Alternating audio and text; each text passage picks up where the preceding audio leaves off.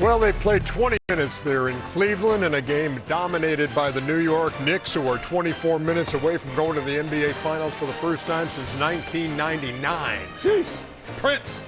68-49 is your score, 52% shooting for the Knicks, who are the best shooting team in this postseason.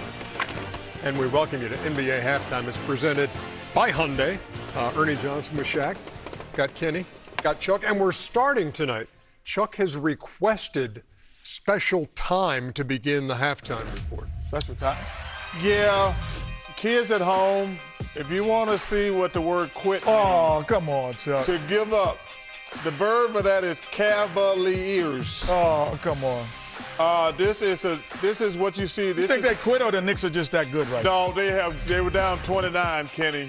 Kenny, look, this is just effort here. Come on, man. This is just effort. Look at this here. Yeah, you shouldn't be sprinting. No, watch this here. I got a little thing here. Look here. Come on, Kenny. Yeah, I mean. Yeah, there was way too much. Oh, we got some more now. Hey, Chuck. Chuck. No. Fast break points, 26-3. Come on, man. Yeah, yeah, okay. Okay, we got some more now. No, they didn't beat them down the court again. Yes, they did. No, they couldn't have. Come on. Oh, my God. Shamet is on fire.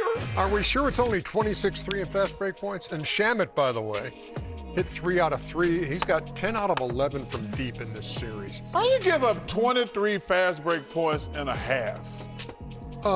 Actually, 26. Come on. Right? You know, Ernie. Yeah. See, that was that question you asked Shaq and me and Kenny before the game. Like, players ain't gonna say they're gonna quit, but you know what shows? Their actions. You know, they're like, of course, they're like Lisa and Malika were talking about. You know, they're saying you say believe. I believe they were gonna get their ass whooped, and that's what's gonna happen. So what can you tell me about Donovan Mitchell, and why has this grabbed your attention? As the star player, when your team is down, you have to come out with super effort.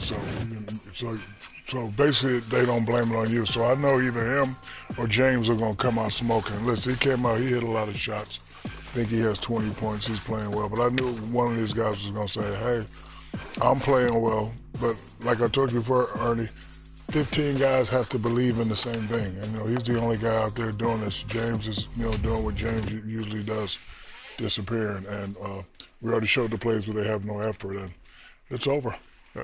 Fourth quarter in OT, Mitchell just 3 for 17. We going to New York in City. This Can we this come to series, your house but he does have dinner? 20 in the first. Can we come to the Smith household? We're going to Left Rack City. We're going to Left Rack City. What do you got? Well, I'm going to go. I have a couple of things, but I think I'm going to just stop here. You know what, Shaq, join me, because this is what's going to happen. We don't need a video for this. I just need Shaq to help me out with this. I need Shaq to help me out. We're not going to put the video on. You know, jeez. You know what I'm saying? Ready? Start spreading the news. I'm leaving today. I want to be a part of it. New York. They got nothing on us, Shaq. They got nothing on us. That's it. That is it. We don't have to do anything else. Man. Spike Lee, Ali B, Tracy. Hey. I'm sorry. You right, Scott Levinson. I'm sorry. Ladies and gentlemen, we'll be in New York City. New York City. Hey, guarantee if you went to their house right now, their bags are packed. No, they're not. No, they are. Oh, my they got their kids packed up, too. The kids, too. New York City. Kids got the pajamas on. Street meat extravaganza. Lake I want to be a part of it. New York. See y'all in New York City next week, baby. Are just massive numbers, especially for a team that, quite honestly, had been really, really strong for most of the season. Nothing like this where it seems like guys aren't able to miss shots. From a Cavaliers perspective, though, down 3-0, their head coach, Kenny Atkinson, had an interesting take on this deficit. Take a listen. Analytically, I think we've won the I said 3 out of 3. We're 2 out of 3 in the expected. I don't know if you guys follow that. There's an expected score, and we won 2 out of 3. And I know you're looking confused, but I'm not. There is really, if you believe in process and all that, like, man, So, take that layer. I know I don't throw that on them. I see it for myself. We have this feeling, I have this feeling, then I can go to our analytical table and be like, man, we are, and I think last night it was, the expected score was like 1 point or 2. Us shooting way below expected, them shooting way over.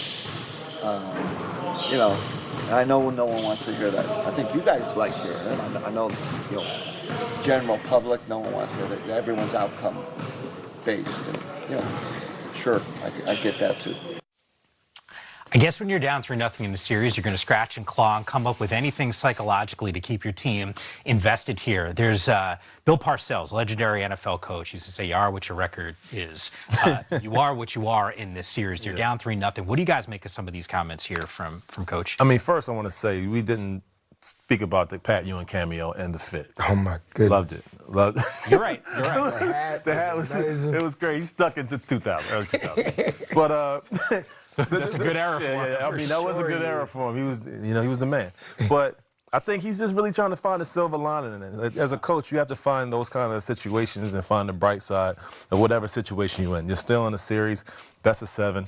Although they have a long road ahead of them if they want to get to the finals, but to be a coach and manage people, you have to find a silver lining, and that's just a glass half full kind of situation. But I think he knows the trouble they're in. Yeah, I agree with what Rudy's saying. I think as the head coach, you do got to find the silver lining in terms of staying positive as you can, especially being down 3-0. I don't think he should have said that to the public.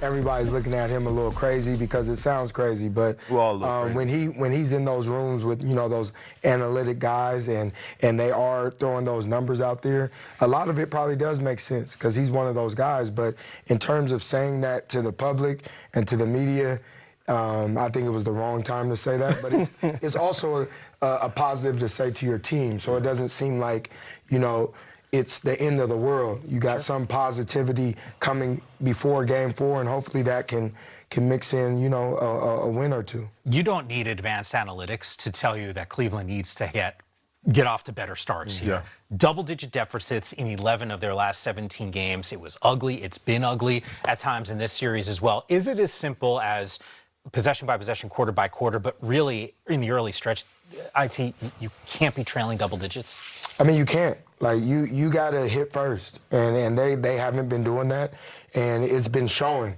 over time, over a course of a game. It showed that their slow starts are really paying a toll on this Cavaliers team, and something has to change, or they're going to be on the couch with us, and that's something that they don't want to happen as quick as is happening now, but something has to change, and it has to change today in Game 4. They're welcome on the couch, by the way. Yeah, I was just going to say, we do have all of them, too. Yeah, all of them. Pull up coaches included. Yeah. Awesome.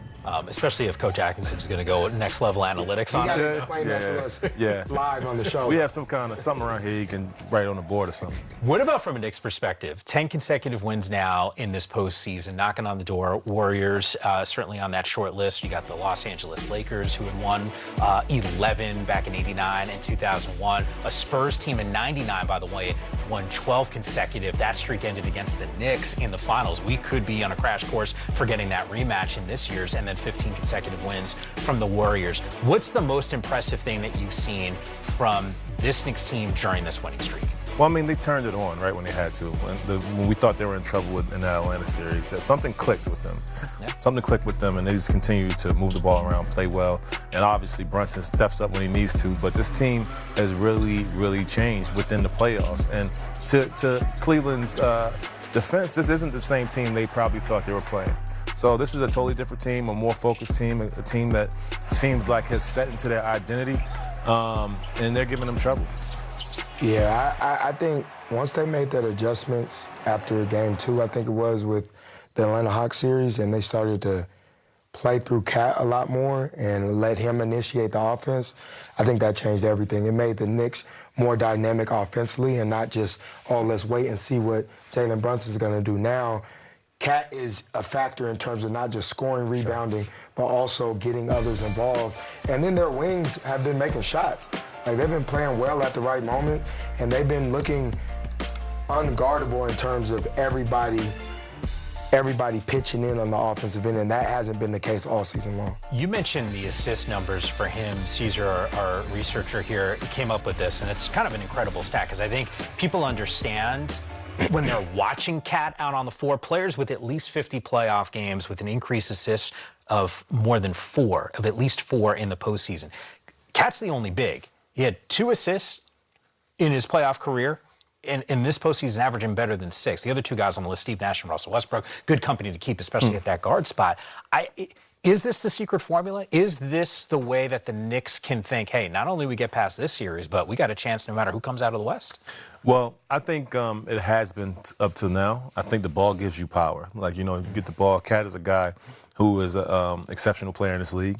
And I think sometimes they got away from it. So now he has the ball, and he's able to make decisions, not just for himself, but, you know, put him in position to be great. And he's been that. But in the playoffs, you know, it could be something totally different next game, next series. It could be something totally different. So I think that's the thing about it. They made the adjustment in the first round, and it's continued to work. But who knows in the next one? You know, I mentioned what happens in the Western Conference IT. This has been a hell of a series. It's the one that we wanted the entire year.